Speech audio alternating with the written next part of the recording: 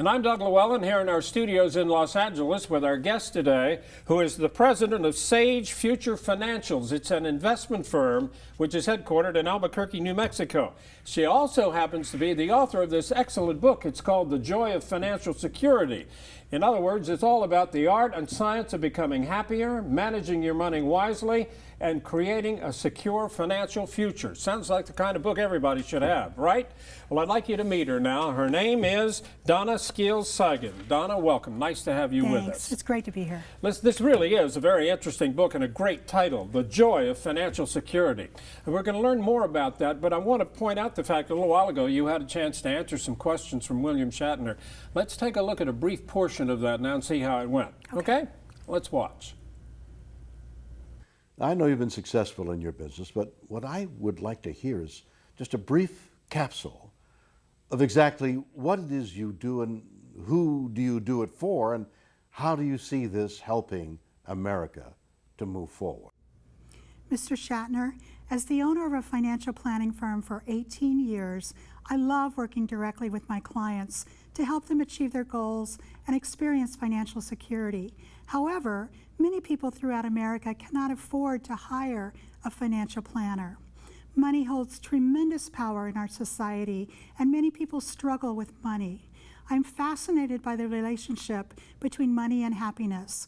I wrote the book, The Joy of Financial Security, and I now travel around the U.S., appearing on television shows, radio shows, and speaking at conferences. I teach Americans practical strategies so they can learn how to manage their money wisely and also become happier. That, Mr. Shatner, is how I am helping to move America forward. That really is fascinating, what you've had to say to Mr. Shatner. I want to point out something. People often call you as the go-to expert on the subject of money and happiness. Why is that? Are you the person who has all the answers? I don't know that I have all the answers, but I did a huge amount of research. Yeah. And I recently wrote the book that's all about the relationship between money and happiness, and it's grounded in research from psychology and neuroscience. And then I also have 18 years of experience running a financial planning firm and working directly with clients. So I don't think that money buys happiness.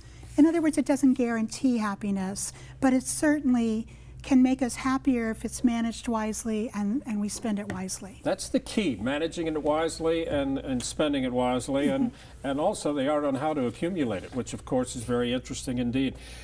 The fact is, money, if treated properly, can make you happier, right? It no definitely question can. about that. It definitely can.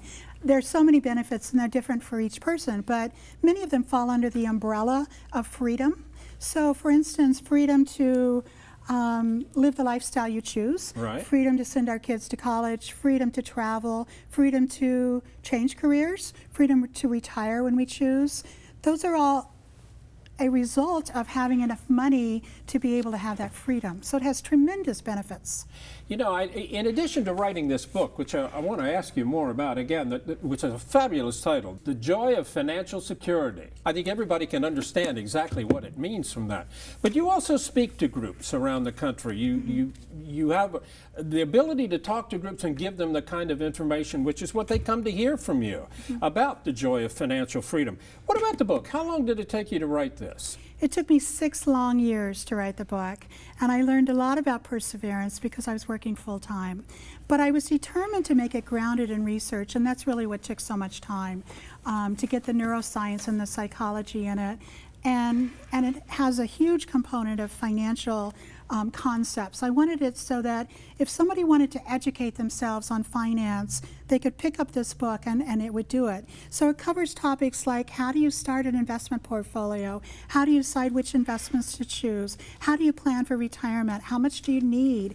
It talks about the Roth IRA being a powerful tax planning strategy. It talks about estate planning. So it covers a lot of financial topics, as well as how do we actually become happier by managing it wisely and spending it wisely. wisely. You know, I can't help but want to ask you about, and I know in the book you go into this and people can read it, but when you're talking to groups and you bring up the term about neuroscience when it comes to investing and with money, I would think that's something people just don't understand. What do you mean by that, right? What do you mean? Well, neuroscience is giving us some fabulous research on how we make financial decisions. And so, for instance, they're learning that there's two parts of our brain that are most involved. It's the amygdala, which is in the base of our brain. It's also called the reptilian brain. And that's where strong emotions occur. So, like, for instance, fear and greed, which are the enemies of a strong investor. Right. And also craving food, craving drugs, craving sex. Those are all coming from the amygdala. But then we have the prefrontal cortex, which has evolved, and humans have the largest prefrontal cortex, and that's where reasoning takes place. So we can have a rational decision-making process. We can have a long-term plan. So for instance, if the market plummets 1,000 points tomorrow, we may have fear arising from our amygdala, and it may want us to run for cover and sell everything because we may think it's doomsday. But if our prefrontal cortex is working properly and it's calming down the amygdala, we'll tell ourselves, wait a second, we've got a long-term plan here, we're going to be just fine, we're not going to overreact. And so that's one area. Another area is plasticity. They're learning the brain can change so drastically, so we can actually change our brain by making better financial decisions going forward. And so it's a fascinating area. So there really is something to this, a lot of meat to that. Yes, a lot of research. Well, anyway, you go into that pretty much in depth in the book, and I know you have a lot of techniques when it comes to investing, and you also give advice to young people as well. I mean, you're not just talking to older investors who are seasoned, you're talking to people in the early stages of their life, their professional life. Yeah. And among the advice you give, you talk about digging deep. What does that term mean? Well, I actually recommend that people really dig deep and look back at their childhood and what are called money messages from their parents and their grandparents. So the money messages are really just what we learned without really meaning to, but we kind of absorbed them from the way our parents and our grandparents treated money. And so, for instance, if somebody came from a household where the parents and grandparents were never able to save, right, there's a very good chance that that adult now cannot save because they didn't learn how to save. And if money caused a lot of anxiety and stress, and there were lots of fights about money, which is very common when someone was a child, chances are they're still struggling with money today. They don't have a healthy attitude towards money. And so by pondering those childhood money messages and just laying them on the table, you can become aware of them, and then you can start to make changes for the better. So one of my clients told me that her strongest money message was when she was a child, her father every month would sit at the kitchen table and he would be doing all kinds of calculations with a pen and a pad of paper, and they were in a farming community. And he would look up at the end of this couple of hours and he would say, "We're in the red again. We're in the red again," every month. And that had such an impact on her. She said, "I am not going to continue that pattern." And so she's been an avid saver, and she and her husband are looking forward to an early retirement. But it's just because she was aware of that deeply embedded money message that she could make that change. And that happened to her when she was at what age, you would say? Probably 4 or 5 years old. Even that going back that early? Oh yeah, very young. And what about your grandmother? She did something for you that had a big impact on your life, right? She did. My grandmother was an inspiration, and I didn't realize it until I was writing the book and I really was pondering my memories. Yeah. But she did two things. First of all, she and my grandfather decided they wanted my sister and me to go to college. And they wanted to pay for it, and we would be the first in our family to go to college. And so they started saving. But then at age 62, my grandfather died, and he was the breadwinner of the family. And so this was the point where I think the second thing she did was just so amazing. I really think she took a step back, and she said, wait a second, I've got another 20 or 30 years to live. I want to have some fun. And so she had always loved to travel, and they had not traveled much, and I think it's because they were saving for our college. They lived a very frugal life. And so she decided to start organizing senior citizen bus tours from Evansville, Indiana, all across the U.S. And she told me once that if she got 12 or 15 friends to sign up, then her trip was free. And I realized looking back on that, she was traveling most of the time free. This was truly a job for her. She was always on the phone with her friends, organizing all the details, but she was having a fabulous time. And she did that up until the time she died. And at age 17, when I headed off to Indiana University, she put $20,000 into a checking account in my name, and that's about $100,000 in today's dollars. And I was told to stretch it through 4 years of college and maybe beyond. And so I did. I stretched it. It got me a psychology degree at Indiana University. And then I moved to Albuquerque and worked for a few years and then got an MBA.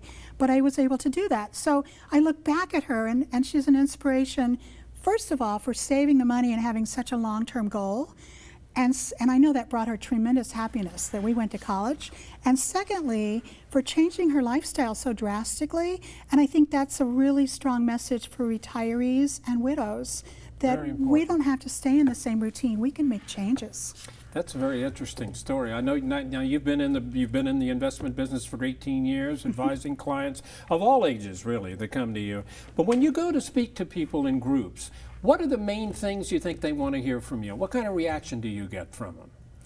Well, if I'm speaking to a group that may be in their 50s or 60s, first of all, I love customizing my talk for the audience. But if I'm speaking to a group like that, they're going to be most focused on getting ready for retirement. Right. And how to save and preserve. Right? How do you save and preserve and grow? You still need the growth. And also, how do you prepare psychologically? Because a lot of people don't know how to do that. And so it used to be that somebody might retire at 65 and then they die at 67. Yeah. You know, now we have 30-year retirements. And so it's really important that we plan well and make it a joyful retirement. And then if I'm talking to young people, it's a totally different message. You know, it's very interesting to know that you can do this, and I know they love hearing what you have to say.